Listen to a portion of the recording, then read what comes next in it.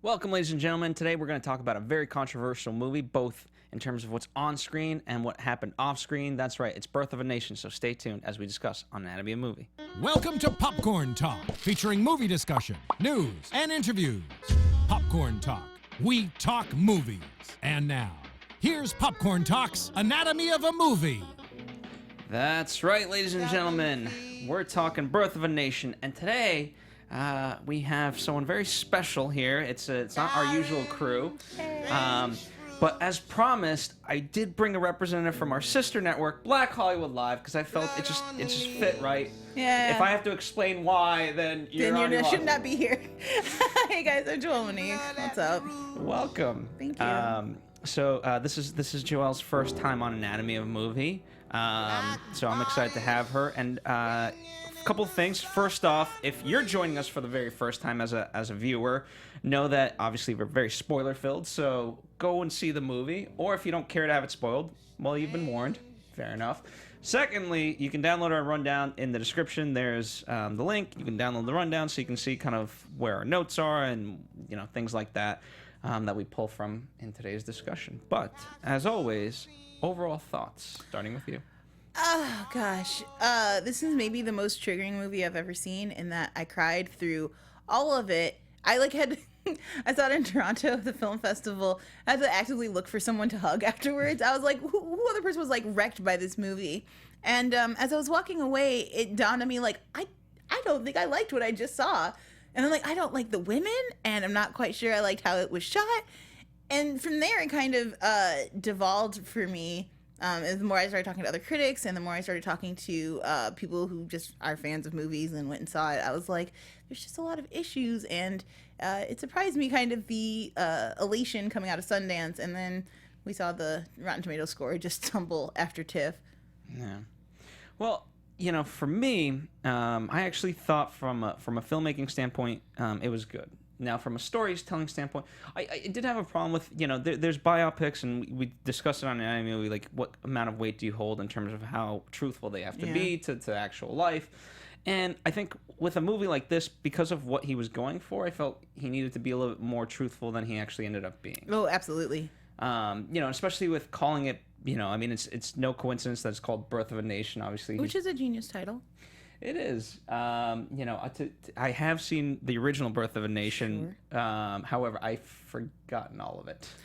It's a forgettable film. It is important because of what it did at the time for filmmaking and epics. But, to watch it now, you're just kind of like, it's a lot of weird scenes kind of cut together with a lot of moral ambiguity, we'll go with. I can remember certain scenes, but only because they hit me in a very racist way where I was like, wow, that hurts my feelings as a black person. I just remember, I don't know if this is true or not, so feel free to hate on me if it is in the comments section, but that it's an anti-war movie. And I'm like, I don't think I got that from that, but okay. From the original Birth of a Nation? It's supposed to be anti-war? I don't know. That's what someone told me. Now, whether or not they were joking with me or actually serious, I'll never know to this day. And see, I always just thought, and maybe this is just my perception of the way it was handed down to me, is just, this is like a Ku Klux Klan, like, what's the word? Like propaganda movie? Yeah, there we go. Yes, that exactly. Okay, see, completely different than what I was taught. Totally opposite things. Like, look how great the white race is, and we're so, good to people. Definitely not. We're terrible to people. So yeah, obviously it borrowed its title, and Nate Parker wanted to kind of retake the title and have it mean something else, and I can respect that. I like it. And I'm kind of skipping ahead, but I just felt the whole idea of Nat Turner, right? I'm not too familiar, but the fact that he never needed sort of motivation. In terms of, a love interest or females and things like that. Like, he just did it because it just was inherently wrong. Yeah. There's a much better way, and I get it that it's harder. It's not harder, though. I don't like God King stories when they are based off of reality. I think that it cheapens the story of Nat Turner a lot to say, like, the opening shots of the film are him as a child kind of being blessed by this priest who's like, you're going to do great things for your people and you're going to be strong and all these other things, prophesizing about what he's going to do, which in and of itself didn't bother me so much. The fact that a community might look at a child and go, we see that you're special. We know that you're smart. You know, he taught himself to read, so he's, you know, inherently smart. That didn't bother me. But then the fact, like, as you said, that there's no questioning ever along the way.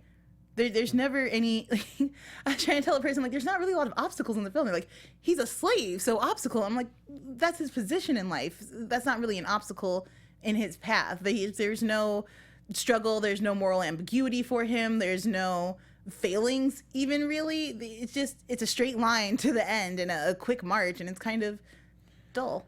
Well, okay, in many ways, did it parallel too much of, because obviously it's, you know, the Bible is sort of his guidebook, right? And did it try to parallel too much of what Jesus kind of did? Like, in Parker's own words, that wasn't the goal, but I think so, absolutely. I mean, you have the, like, Christ child at the beginning, prophesies to do a lot, and then all the way straight to the end when you have he's being killed by, like, an angry mob, and then he sees an angel, and even the whipping, just the imagery there, yeah, you know, that was a crucifix right there. Yeah, absolutely. I definitely think so, and it makes it kind of, again, just weird, and it feels less true. Like, I mean, we can't forget, and I definitely don't want to erase the fact, like, that the rebellion, like, killed children, like, adults, children, women, didn't matter who. Like, they were like, this is enough, we're exhausted. Like, and I think that exploring what pushes a person to murder sleeping children is valid and reasonable to thing to explore. And I think by excluding women from the rebellion, I think that it just does a lot of injustice to the actual people who lived it. So let me ask you this, as a controlling idea for this entire movie, one of the things that, you know, I was kind of questioning and, you know, initially was, okay, you know, and for right or wrong, this just kind of went through my mind of, like, okay, the position that he's in, yes, he's a slave, but he's not, his life isn't necessarily as terrible, because, you know, just based on the imagery that, you know, whether it's Roots or 12 Years a Slave, he could be in a much harsher position, and he well, this is actually one of the things I like about the film, is that slavery varied greatly. Large plantations where, you know, one master and like 1,000 slaves, very rare. And what you see on Turner's plantation is the fact that there's just a handful of them. They're like family. He grew up with his master. Their clothing is pretty similar. You know, master's a little bit better, but for the most part, they're all kind of out in the fields getting their hands dirty, just trying to make money. And the point of slavery wasn't to be mean or to be cruel. It was to make money. And along the way, power corrupted, absolutely, and people became just horrible human beings. And also, as we see in here with Armie Hammer's character, corrupt themselves. I like this idea that it's that slavery, no matter how bad, just terrible. You know, like, he, you know, was able to go and preach. He had, you know, was given kind of nicer clothes. Like, he wasn't abandoned. He had connections, but it was still slavery. It was still, like, the worst possible thing that can happen to a person. I think the film, if it portrayed one thing right, it did that well. Yeah, and that was the interesting part to me, because then he started shifting of realizing what the real position was on this, and two, you know, as I thought about it, remember when the father initially dies, you know, it's left behind, and it tears the poor mother apart, Elizabeth Turner, where she says, like, he thought it was best that you go back to working rather than learning, and I forget. You know, maybe it's in my mind, but I just remember the camera kind of going to a young Sam Turner, and, you know, him sort of, and I didn't realize it then at the time, but in hindsight, connecting with the father, because eventually that's what obviously he became, was more like his father rather than a friend to Nat. Yeah, I mean, he in that moment kind of loses his way, because I think the very next time we see him is when he's trying to, like, just get his sister out from under his table, as he says. He's like, you know, better that they go with her husband, and I got to get rid of my mom, and he's really trying to uphold his father's legacy. We see his father has, like, a very strong hand and runs a tight ship, and the sweet innocent boy that we saw at the beginning was never going to be able to measure up to that. He doesn't have the ferocity that is kind of required to run a business, period. Like, and yeah, he gets consumed by drink and tumbles down. That, yeah, I mean, it's you know, in some ways it's sad, but it was just the pressures of the time, the money. Because what I liked initially too, and again, this is why it made it very tough to sort of question, was, you know, when he when Nat picks up the doll for the kid, and the other guy starts beating him, and he says, "You get out of here." So he stands up for Nat, and you're like, "Oh, okay, wow, this is." And see, in my head, in that moment, at first I was like, "Oh, well, maybe this is like a kind gesture," but then I'm like, you're kind of beating his property for literally no reason. And does it come from a place of ownership of like, you cannot beat my slave? Like, I need him to be able to work and do things, and he hasn't done anything wrong. Or was it, this is my friend and please don't hurt him? I wasn't quite sure. I think it was maybe a little bit of both. I think a little bit of both too, and that was the most surprising thing too of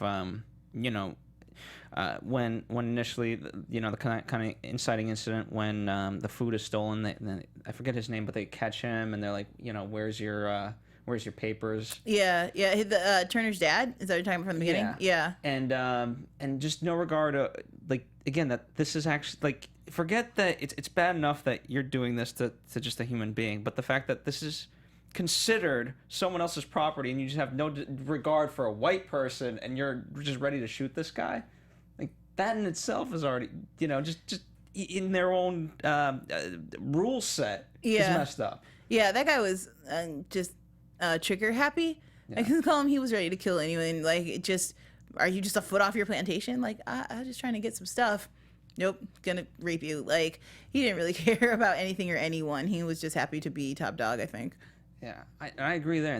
But as a white guy, that would make me very upset. Like, you can't do that to what, again, as shitty as it is to say, like, what is my property technically? Like, get out of here. What gives you that right?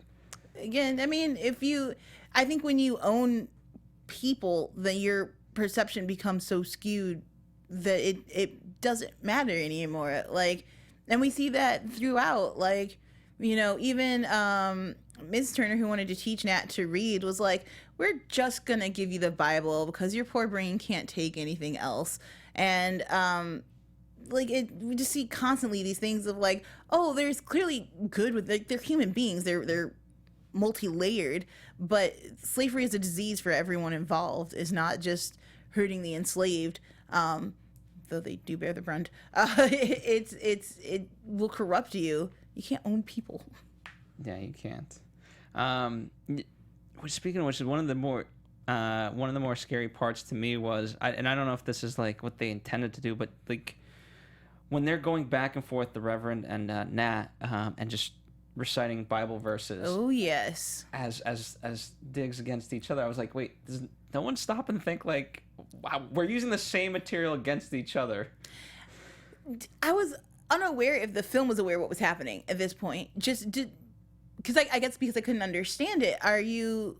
Because it is a faith-based film. That's from Parker says this is a faith-based film, and the idea then that you would use the Bible and show like, oh, this can be used for evil or good, and basically if you step back and don't put your own faith or thoughts into it, like, this book means literally nothing. All of the words can just be used however you want. It kind of throws its endpoint off of like, Nat was in the right and was really doing a thing to liberate and move his people forward, by having this massive scene in the middle where the Bible could literally be a weapon for anyone who wanted to use it.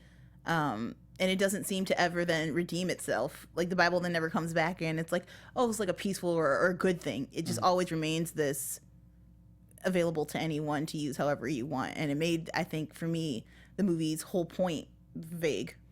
Yeah, that's where it definitely started to lose itself for me. Because I agree. I mean, Jesus, whatever, the whole idea, regardless of what you think, is meant as a peaceful, Messiah. He's not supposed to be leading rebellions with violence. And so that part of it, I was very, because I'm like, you misinterpreted something just as much as they did. Or they got something really right and but weren't aware of it. You know what I mean? Like, it's the ending shot with, not the final one, but the right before the end with the angel coming down, which it looks terrible. I hate when things get literal in that regard. It just looks bad. Like, it looks like a high school stage play. Like, the angel is I don't know if it was her movements necessarily or the light. Mm-hmm. Just, it didn't feel heavenly to me. It felt like a person hoisted in the air. She looked a little uncomfortable. And then even Parker's kind of ascension in that scene is he's like looking up and crying, and you get this feeling of movement from him. Like, it's all just weird and tacky and took me very much out of the movie. Even though, again, I was kind of with it. It just, I wish they had not ended it this way. It seemed to me to, again, take out the history aspect of it and put so much religion in that it takes me, like, just as like a citizen, as somebody who wanted to know the history of this, it just takes me right out. No, I didn't like his ending line. I thought for sure he would say something more powerful to his followers, to the people. I mean, what else is there to say though at this point? He like just that says, "I'm ready." That's all there is. Like, I'm ready to die now. Like, I've done all that I could do.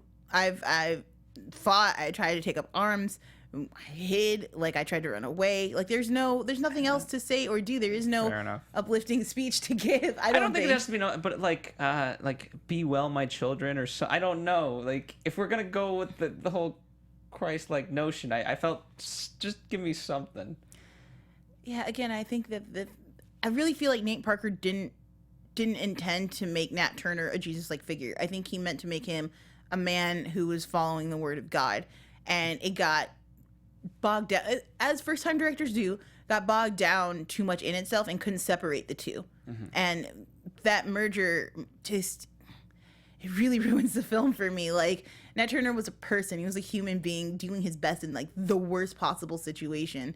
And to have him, you know, again, just no question, no concern ever. Like, the ham-fisted love story, like, it all just felt so Hollywood and polished and silly to me. Here's why I wouldn't have minded the love story, but then she doesn't really do, you know what I mean? She's not a person? Yeah. Yeah, none of the women in this film, except maybe Mrs. Turner, the slave master's wife. Elizabeth Turner? Yes, Elizabeth. Except for Elizabeth, who's weird. I feel like both Armie Hammer and then the Elizabeth Turner character are the only fully rounded human beings throughout the film. Like, they have full arcs. I don't feel really sympathy for either one of them, but at least they were full people. Whereas Aja Naomi King, who is like everything to me, she's so talented and just wonderful, like, human being, is kind of wasted in this film. She is a tent pole to hold Nat Turner up instead of, like, you know, especially after her rape, like, she has this moment where she's like, you don't have to go after him. Like, I don't want any of that. You're just doing it out of anger. And then, like, 5-10 minutes later, we come back and she's like, oh, well, if you're going to do it for God, then yeah, you definitely got to go out there and do it. And I'm like, I just can't imagine. And then his mom is like, I'm so proud of you. Like, yes, lead this rebellion. I don't doubt that Turner's family was, you know, like, let's all get out of this. Maybe we have a chance as a last ditch effort. And we're probably very proud of him. I also don't doubt that there was some hesitation, some questioning, are you sure? Mm-hmm. Who's your right-hand man? What is your plan? What are you doing? Like, women will ask questions, a lot of questions, before we just go marching into war. I mean, here's the thing. The last, you know, what I disliked about it, because as kind of he's hung and whatnot, I'm like, okay, well, what did we accomplish here? And then eventually, you know, we get the Civil War imagery of, okay, now this is kind of what it's led to. Yeah. But that's a huge leap to sort of make under the context of what's been shown. Well, they take the Judas character, which is a little boy who at first is like, yeah, I want to fight, and he's really excited to partake and be a part of it. And then he gets scared when he sees someone get their brains beat out, which, yeah, okay, you're like maybe 14. I see this, and he betrays Nat and turns him over. And then I interpreted it as we're seeing him fight in the war. And that the legacy is, it doesn't matter what you've done, it doesn't matter the trouble that you've caused, you can do better in the future, and like, now is your chance. And what I like about the stealing of the title is that I felt like the original Birth of a Nation is a letter to white people, like, look at your great country that you've created, you've done so well and for yourselves. This is a letter to the black community of like, look, times are tough, you can do it, you can do more, you can take a stand, you don't have to take it lying down, and if whoever you were yesterday, you can move on and be better.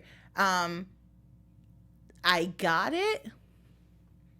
I got it, but it still was a far stretch for me, and you know, I just couldn't help but think in that moment of like, what did we end up actually accomplishing? Because going back to your earlier point of like the women would ask like, hey, what's your game plan? You know, I mean, if to me, and again, it becomes tougher because there's the history side of it, but the fact that it was presented as a movie and there's so many historical accuracies, I'm more prone to what happened in the movie. So I'm like, sure. Why don't you come up with a strategy and like let a slow rebellion build and kind of really work on something? Well, that just goes into the pacing of the film. Again, with the God King stories, you're focused so much on the person as opposed to the event, which I think in this point, like, is more important since we don't have that many details about Nat Turner. Like, we have little bits here and there, but the daily life isn't concrete for us. And I don't understand why we spent so much time with him preaching, so much time with him, like, reaching out to people and then being, like, disillusioned. And the disillusionment is probably the best scene. The scene on the porch where that camera is just swaying and he just saw the guy get his teeth knocked out. And I felt most connected to Turner at this point. But from there, it's just... Yeah, I just don't understand why we didn't get into the rebellion sooner. I don't understand why we couldn't see that it's 48 hours. There's so much time and well documented because a whole bunch of white people died. Like, we can clearly see step by step what happened. 60 plantation owners overall, right? And I think we only got like 4 actual snippets. And they weren't that satisfying of deaths. And I don't mean to say that as like we should take joy in death. I just mean that it didn't feel like accomplishing anything. It didn't feel like I feel like we should have felt a sense of relief, particularly that scene where they're outside talking about like, what time is it, and it's 5 a.m. and what would you have been doing by now, and they're talking about their workday, which is a well-written scene, but I feel like the build up to it, the pain and exhaustion and the struggle to just do those initial kills is just not there for me. I felt in that, more so than that, I just felt like in that scene of like, okay, but what are you doing now? Like, what's your future? And see, the thing is, I'm okay with him not having a full plan of like what to do. It hits me weird. It hits me because like, okay, I don't want to compare slave narratives, but I have to for a moment. In Underground, like, you get this sense of people fleeing and it's chaos. It's like, I just have to be anywhere than here. But they don't seem to be going anywhere. That's what I'm saying. At least like, that's a game plan. It's just not the best a little game bit. plan, Even but just it's like just run north. Like, just get out of there. Even like we got to get to the next house. Even like I wanted to see again. It just bugs me if you're gonna take so many liberties with history, which they've done. Can we please include women? Like, I just don't understand why, like, even if you don't believe that they were on the front lines marching, which I don't believe for one second, no woman picked up an axe and was like, I'm done with this BS. But keeping kids quiet, you know what I mean? Like, other white people coming to knock on the door to be like, hey, what's good today? Like, we had plans. Like, were they covering for people? Like, there's a whole bunch of intricacies in the rebellion aspect and that would have been more humanizing than, poor Gabrielle Union. I really feel like she wanted to make a statement with this film, and I like the concept of the statement, but just so poorly executed. Not her fault, obviously. She did great. But to be a secondary rape and then to never hear from that character and to not know her life story and to not be connected to her in any way and to not be in the room when it happened and then to have her not seek any justice for it, it becomes irrelevant to the story. Well, let me ask this. So, I mean, clearly this was a passion project of his. I mean, it's been in development since 2009, so much so that he put his own money down. He found investors. Like, he fasted for this film. Like, he went on a spiritual journey of his own, and whatever you think of Nate Parker, like, the tenacity to get this done, just to complete it, it's kind of awe-inspiring. Like, no one thought this was going to get done. And he went to every, like, let's just be frank, black Hollywood person and like, hey, I'm making this movie. NBA stars. I mean, before NBA stars, though, like, I'm talking, like, we don't have a list of names, but we can imagine the Oprahs, the, like, Eddie Murphys, like, top bills of, like, help me fund this movie that's part of our history. I think it's important. And just door after door just shut in his face. Like, it took him so many years, and then according to Parker, he talked to his grandmother, and she was like, well, fast. Like, if this is a religious movie and you're a religious man, fast, and the answers will come to you. And through fasting and through years of just dedication, like, he was able to bring it to the screen. And from that respect, I can appreciate what he was trying to do. I can also understand, like, if this is your childhood hero, or not childhood, he found him in college, but if this is your hero, I understand where the God King narrative comes from. But these are mistakes of a first director, and I think what concerns me about the film is how much hope was pinned on it. I know we have Oscar So White. I know we have a lot of people wanting to see more diverse things on screen. I'm certainly one of those people. But we can't not critique a film. We can't just be like, I'm so excited because black people, yay! Like, there's something to be said for art, and this film just misses it a lot. I'm surprised at Fox Searchlight not having a greater role in them. Maybe it was, I don't know, white guilt or whatever. They're like, we can't give notes to a black film. I don't know if that's like their well, the film is already in the can. It's made, and it was made so cheaply. I don't know how much. But but between Sundance and here, there's still the ability to edit it, tweak it. Like, you can make a whole different movie just in editing alone. But why would you? Okay, but and to your point, like, it had like a huge standing ovation at Sundance, and even when it screened at TIFF, the night it premiered, it had a 6-minute standing ovation. I just don't think they felt the need to tweak it, and I really don't think that if the scandal hadn't broke, I'm not sure that they would have had. I think they would have just sat back and chilled and been like, "This is great. We got it in the bucket." So is it a matter of? I mean, you know, I'm trying to figure it out. Is it more, you know, once you kind of see it, you're in the moment of like cheering, but then once you really sit down and think about it, it's like, whoa. I think it is a hunger for stories like this. I certainly hope somebody else picks up this story in like 10 years and tries to do it better, because the story is important, and it's, oh my God, it's so like rich with like drama, and it's good stuff. Like, it's just good material there. And I think that people are just, you know, and it's so emotional. Like, the emotional journey, though not dramatic. I mean, and tell me how you felt about it. Like, I was literally crying from like right. Oh my gosh. Was it when the girl had the leash on? No, because Turner was a little bit older than by then. I think it was maybe when it was struck as a kid. Mm-hmm. When that guy walks in, it just slaps him across the face. And they do a really great job of kicking it back to his grandmother, and not being able to react when someone puts their hands on your child must be infuriating. And from that moment, I was so enwrapped in the emotions of it. But again, when you step outside of the emotions and look at it critically, you're like, yeah, it's just not that great of a movie. Yeah, I did have a lot of emotion for it. You know, and I thought the strongest relationship to me, believe it or not, was Elizabeth Turner and him. Mm-hmm. Because especially when, you know, kind of what really gets the rebellion for me going, you know, obviously it's the rape and things like that, but even the baptizing, right? Oh my gosh, yes. And see, and that's why, again, do you kind of wish that the baptizing had been the catalyst? In a way, because I thought it would, because it was such a powerful thing, and she looks at, and, you know, he says like, hey, how can a man stand between God and his people? And she looked, and she had no answer, and then we cut away and we see him doing it. So and she got it in that moment of like, I've taught this, you know, like I've taught him well, or whatever. Yeah, I 100% agree, and I feel like the idea of, I wanted to help this man be relieved of his pains and his sins, and then to have a community hate you for it. Be like, how dare you baptize a white guy? Like, this is religion, like, and it's a religion that you're trying to train people with.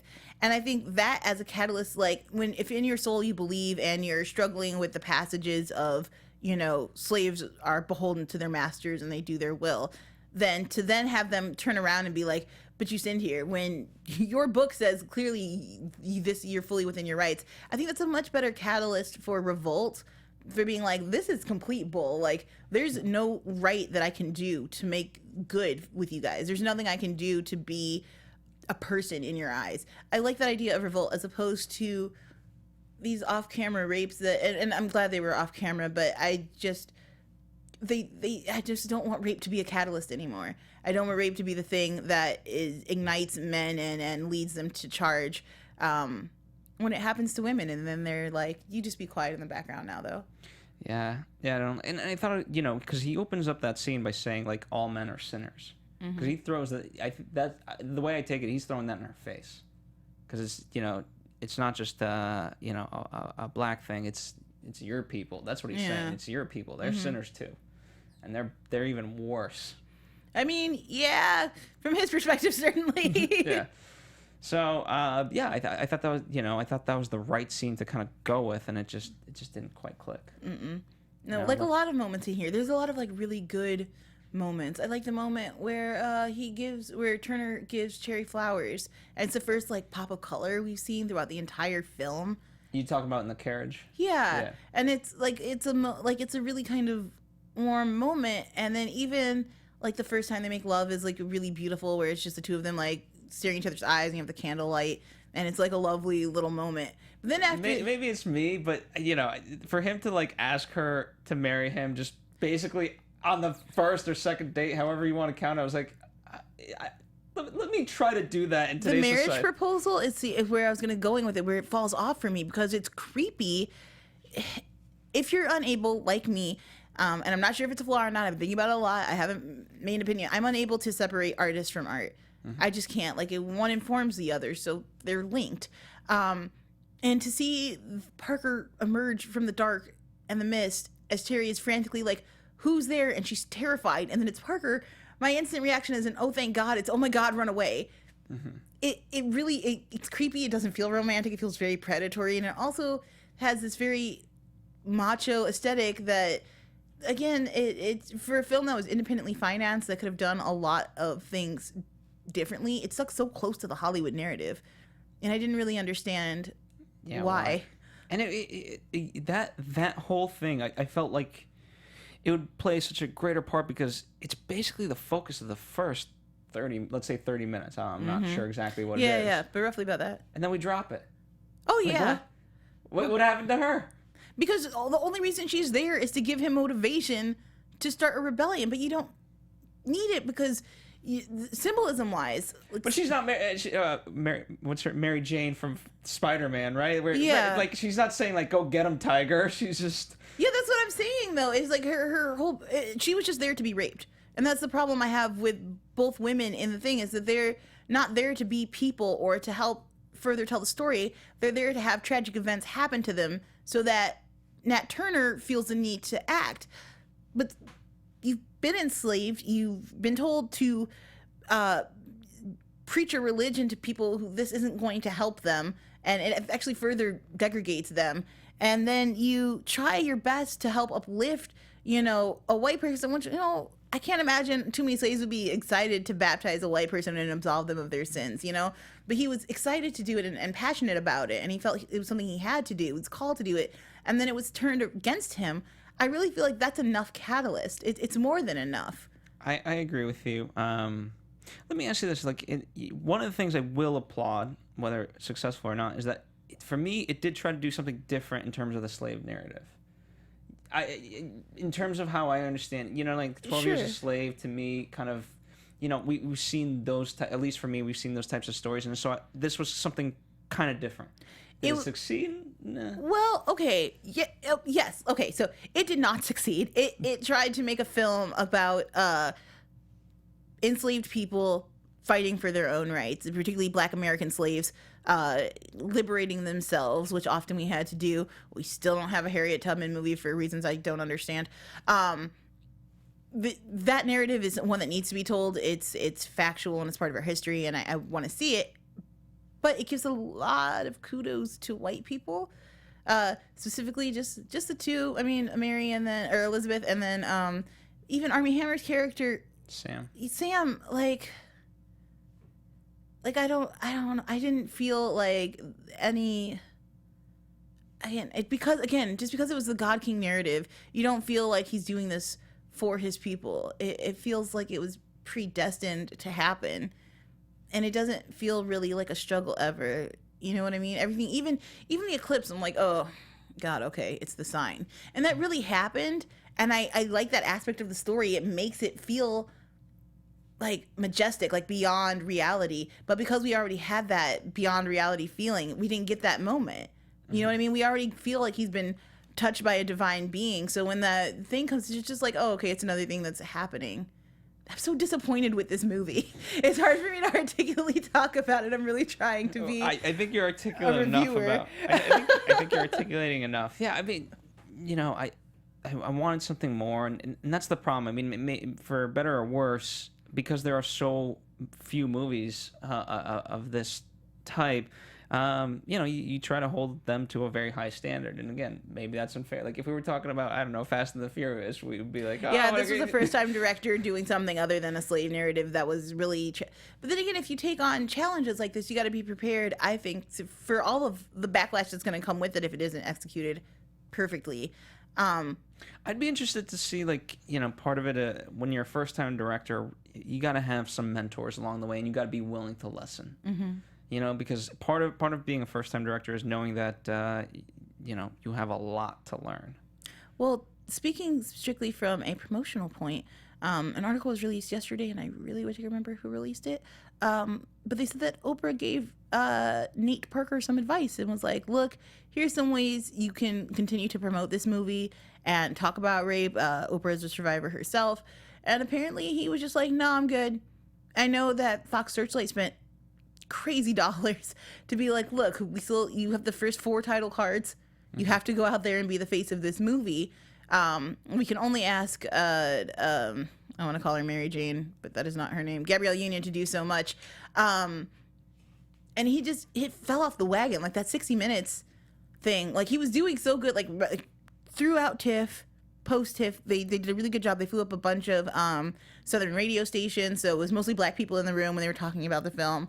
They got the spiritualities, like, check. They were like, women, check. We got it. Parker is he's apologetic. He's kind of remorseful, but he also wants to move on. It really set the right tone. But when 60 Minutes came, and I understand you put so much of yourself into this film, if you feel you are innocent and you're constantly being barraged by, like, did you do it? Are you sorry? Blah, blah, blah. I totally understand why he might have broken at this moment, but it was exactly the wrong time to break. Like, he broke away from the program they had laid out for him, and it was really unfortunate. So, the exact quote, you're talking about the apology quote that he gave? Yeah. Where it basically says, I didn't do it, therefore, paraphrasing, I didn't do it, therefore I'm not sorry. Yeah, I don't have anything to be sorry for. Yeah. Yeah, it's one of those, here's the thing, I don't mind that mentality, but he could say, like, hey, listen, it's, I didn't do anything, so therefore, like, I honestly can't feel any guilt over it, but I do think this is a major issue, and if nothing else, at the very least, the good that has come out of it, we're talking about it, despite my As whatever. a human being, I understand this conversation. As a filmmaker and somebody who has to deal with the public, I think you got to get a better statement. And it's cold, and I understand people feel they want the truth from people, but I think what they want more is the right words. A woman died behind this, and whether he, again, feels directly responsible or not, like, whatever happened that night, like, led her to believe, like, she shouldn't stay here anymore. And if you can't show some kind of I don't even want to say remorse, but at least some sympathy to that fact. And he said things about her family, and he's like, I'm just trying to leave it alone. It's a tough situation to be in. I do not envy him this incredibly difficult path he has to navigate. But when you have literally the power of Fox Searchlight, which is like the indie crown maker, like Fox, they're very big. Yeah, they don't produce their own films. They go out, find great films, and then crown kings. And they're like, this is an amazing movie. This was a big buy. $17.5 million. That's huge. And Netflix offered more. No. It kind of is unfortunate that it was purchased for so much, because again, if it hadn't been purchased for so much, would it be such a scandal? Like, it was Sundance's biggest sell ever. But the film was made for 10. Yeah, and so a week out, it's already made $9 million. It's almost made its money back. It's got another $1 million to go. It'll definitely make that by DVD sales. But it needed to make a little bit. It could have made a lot more. Yes, but I'm saying even if Searchlight hadn't spent so much, the story has been out for a while. It's been circulating. It was the sell made it big. The content of the film made that moment big, and he was prepared a little bit for it. He knew that, when you're the face of it, you've got to be prepared. But I don't think it helps that Gabrielle Union, she had her own thoughts on it. You know what I mean? It's one of those things, and I don't blame her, but it becomes that much more difficult when the people that are supposed to be on your side kind of say something. I almost feel like Union saved it. I don't know if I would have seen this movie if Gabrielle Union hadn't come out and said what she said. Well, the quote I have, and let me know if you have a different one. Mm-hmm. I have, as important and groundbreaking as this film, is, I cannot take these allegations lightly. On that night, 17 odd years ago, did Nate have his date's consent? It's very possible he thought he did. Yet, by his own admission, he did not have verbal affirmation. And even if she never said no, silence certainly does not equal yes.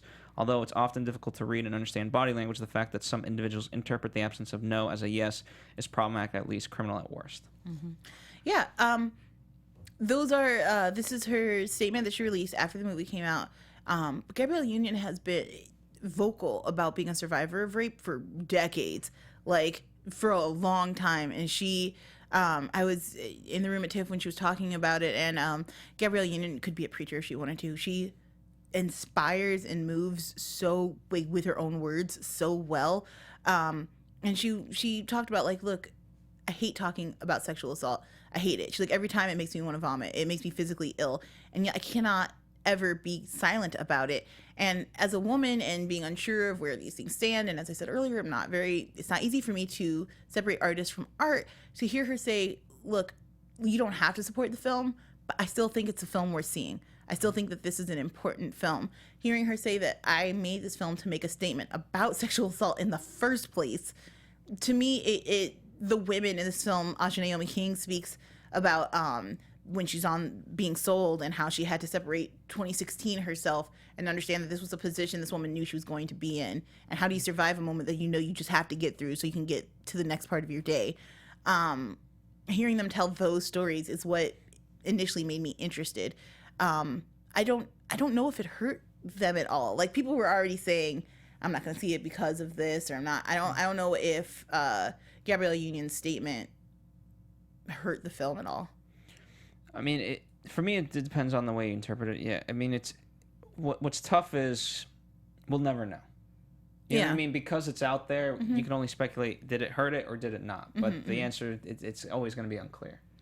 Do you think the comparisons to Roman Polanski and Woody are fair or accurate? People are going to just the same way people are going to compare this movie to 12 Years a Slave. Because it's just, is it right? Yeah, I mean, you can draw certain comparisons, but at the same time, you don't have to. Is it a must that you do? I think what, I don't know, it's tough. Like, what those guys did is very different than what Nate. I mean, to me, all of the acts would be the same. If any of them did what, Roman did what he did.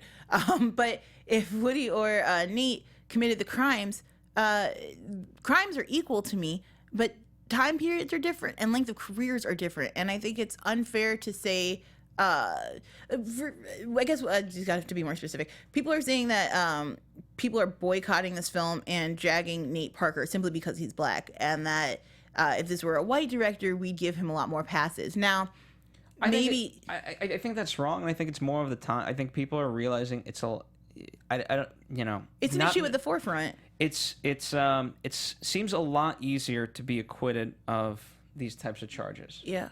And now, I'm not saying that those people that have been acquitted aren't, you know what I mean? But it just seems to be going in that direction. Well, we're just talking about our judicial system. Like, people, it's hard to convict for rape. It is. Like, we have rape kits that are untested.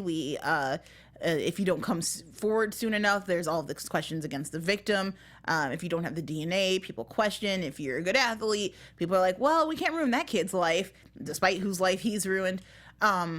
It is hard to be charged and convicted of this crime. But my point is, like, look, if Woody Allen had made a film today, his very first film was a young guy in his 30s, and a woman killed herself behind his rape, then I don't know if we would support him simply because he was white. And I think that if this was Parker's 8th film, and he'd been making films for the past 30 years, we would have different, and this news was just coming to light. I think people who already had if his films had emotional impact on people already, I think that's what keeps people around. It's what keeps people going to Woody Allen movies. They're like, I remember the first time I saw Manhattan, and it gives me, every time I see a Woody film, I get that feeling and that expectation of film, and so they're able to disassociate the crime or the alleged crime. I think too, you have to, here's the thing: if we lived in a social media age around that time, I think things, now it's a lot more difficult to keep things private. Absolutely. And I think unfortunately, we're gonna we're gonna have the line between artist and art is gonna be even more blurred because of that fact. Because we're gonna be much more in the know of, oh, well, this is this person's actual life. Therefore, if he's making this type of movie, what's he really trying to say? Yeah. Yeah, and there's a lot of that in here as well. Yeah. So, absolutely. Well, in terms of reception, as you kind of mentioned earlier, it's declined. It's got a 78% on Rotten Tomatoes out of almost 150 reviews. The site reads, "The Birth of a Nation overpowers its narrative flaws and uneven execution through sheer conviction, rising on Nate Parker's assured direction and the strength of its vital message." Cinema score is an A. That's a huge cinema score. It's an A? A. Man, it's all over the place. I mean, look, if you're going to go see it as an emotional experience, like if I was just going to look at it through the emotional experience I had in the first viewing, I'd probably give it an A. Like it's even all the right triggers. It hits all of the kind of slave narrative moments, the moments of rebellion, the quick, the kind of work here and there. Not so much the husband getting revenge, Coleman Domingo's character, but the siege on the barn trying to collect all the guns. I thought that was a really well executed scene. But yeah, I think when you step back and look at it just from an artistic perspective, just from a writing perspective, like, I mean, kudos to my favorite part might have been the editing. I think most successful thing, those quick snaps they did out of these kind of, just as you're starting to feel warmth and happiness between people, you snap into another place where you're like, nope, you're still enslaved. You're still owned. You're still have been beaten down or will watch other people be beaten down. I thought it was really, really well done.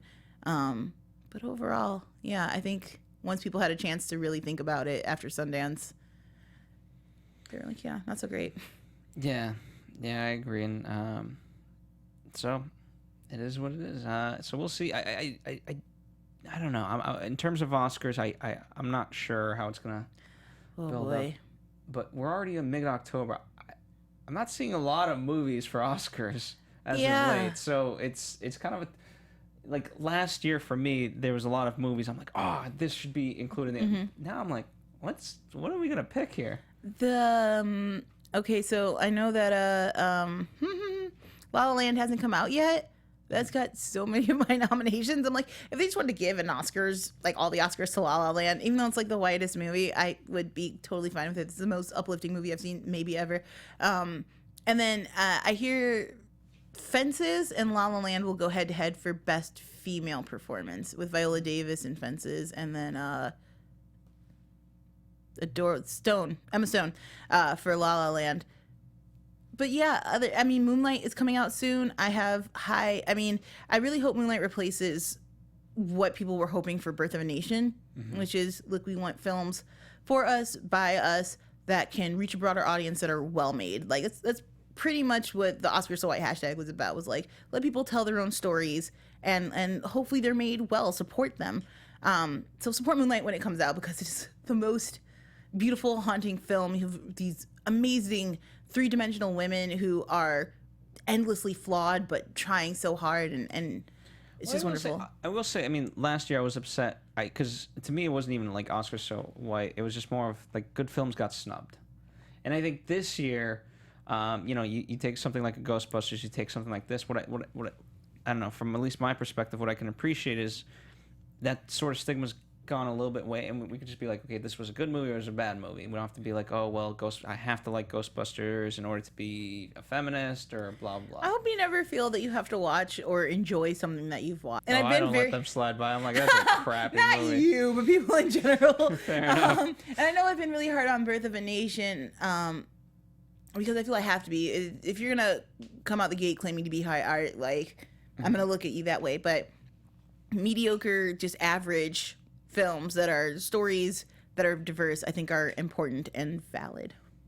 Fair enough. Is that your final thought as we wrap this up? Final thought. Even if you've read every review and you're sure you won't like this movie, I'd still say it's worth your time seeing. Despite giving it, I think I gave it a 50% in my review online. It is worth seeing and joining the zeitgeist conversation, like having the discussion. if you know nothing about the story of Nat Turner, I was told the story orally, and most people I know who got the story before they read it in a textbook, it was handed down orally from generations. And so to be able to see it on the big screen, it's impactful. And I think that while the film doesn't meet its own expectations, I still think that it's a valid experience. Here's what I say that, right? Now more than ever, everyone's living this bubble of themselves. And I think movies like this are important because they do challenge you. And the number one thing, like, just learn other people's perspectives. Yes. And start to, because no one wants to have these conversations. Everyone's afraid that they're going to say the wrong thing or whatever. But if you start to understand other people's perspectives, then even if the conversation doesn't go the greatest of ways, at least you can have it. And that's what I appreciate about movies like this. And I want more movies, and by the way, not just necessarily slave movies, but just, for whatever, I want black movies, Chinese movies, whatever. Yes. Have at it. Masters of None. Give me more of everything like that. Like, there's so many stories in that show where I was just like, I had no idea. Eye-opening and so well done and funny. Like, yes, more of that. Make your stories, kids. You've got iPhones. Absolutely. So, so there you go. And you know what? I don't mind bringing kids to these types of movies, even though it is an R-rated movie.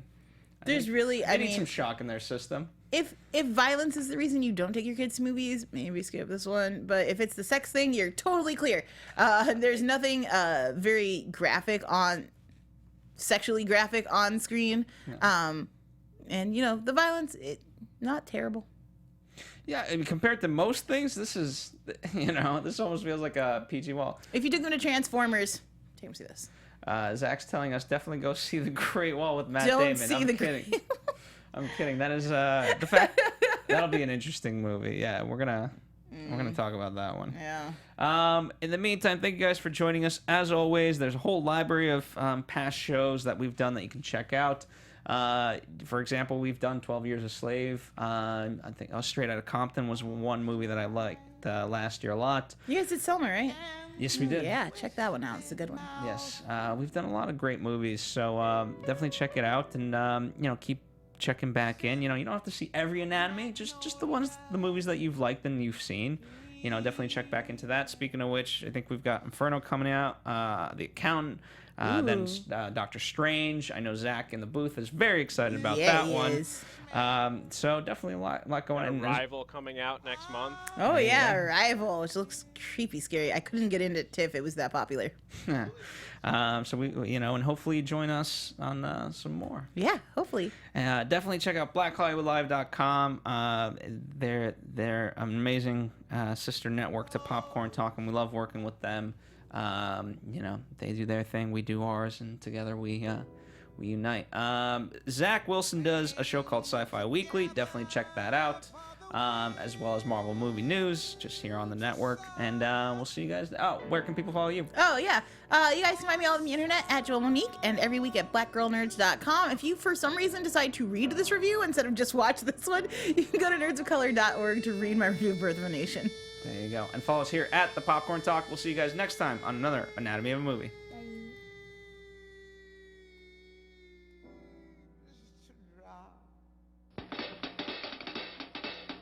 From producers Maria Menounos, Kevin Undergaro, Phil Svitek, and the rest of the Anatomy of a Movie staff, we would like to thank you for listening and subscribing to the show. If you have any questions or comments, feel free to email or tweet us. I'm Sir Richard Wentworth, and this has been Anatomy of a Movie. The views expressed herein are those of the hosts only and do not necessarily reflect the views of the Popcorn Talk Network or its owners or principals.